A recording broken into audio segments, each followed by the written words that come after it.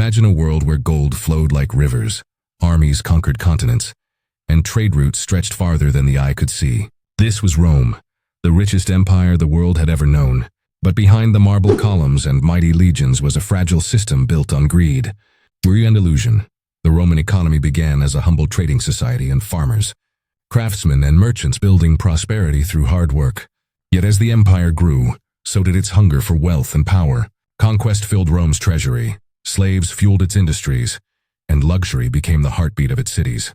For centuries, the empire looked unstoppable. Roads connected nations, markets overflowed with exotic goods, and coins bearing the emperor's face symbolized global dominance. But like all empires built on ambition, Rome's foundation began to crack. Inflation, corruption, and endless wars drained its strength. This is the story of how Rome rose to unimaginable wealth, and how that same wealth became its downfall. Rome's economic story began in simplicity.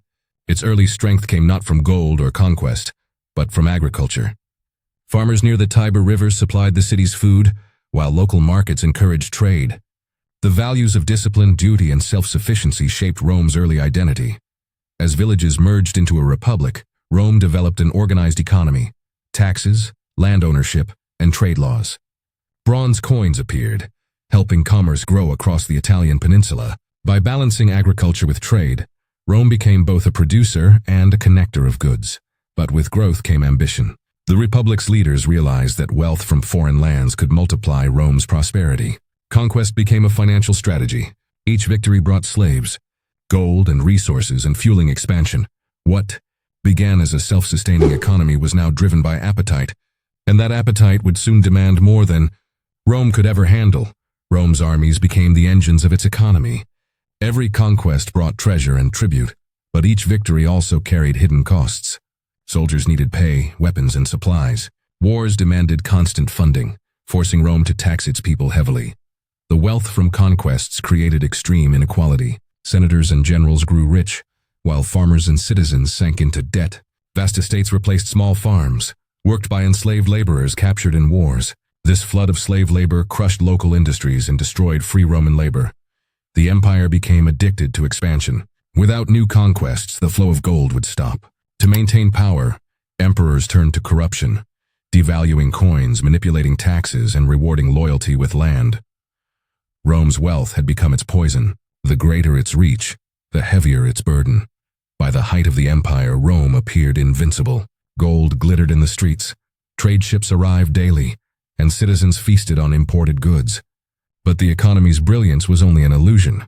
Rampant corruption spread through the Senate. Officials bought power, merchants hoarded wealth, and inflation spiraled out of control. The government debased silver coins, mixing them with cheaper metals to pay for wars and luxuries. Soon prices skyrocketed and confidence collapsed. Ordinary Romans struggled to survive. Bread became scarce, and the famous bread and circuses were used to distract a starving population. The poor grew poorer, while the elite drowned in excess. Rome's golden age had turned into a mirage, dazzling from afar, hollow within.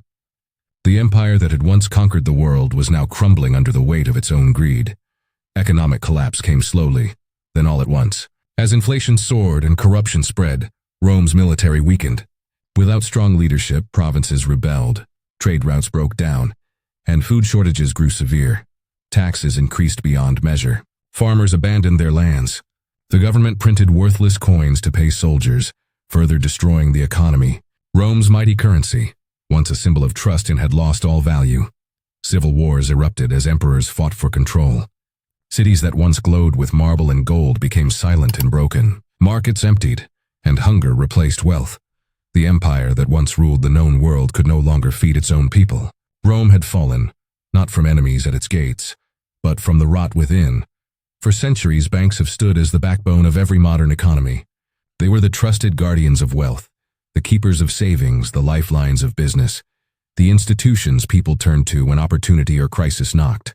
But as the dust settles from the collapse of Silicon Valley Bank, a profound question emerges.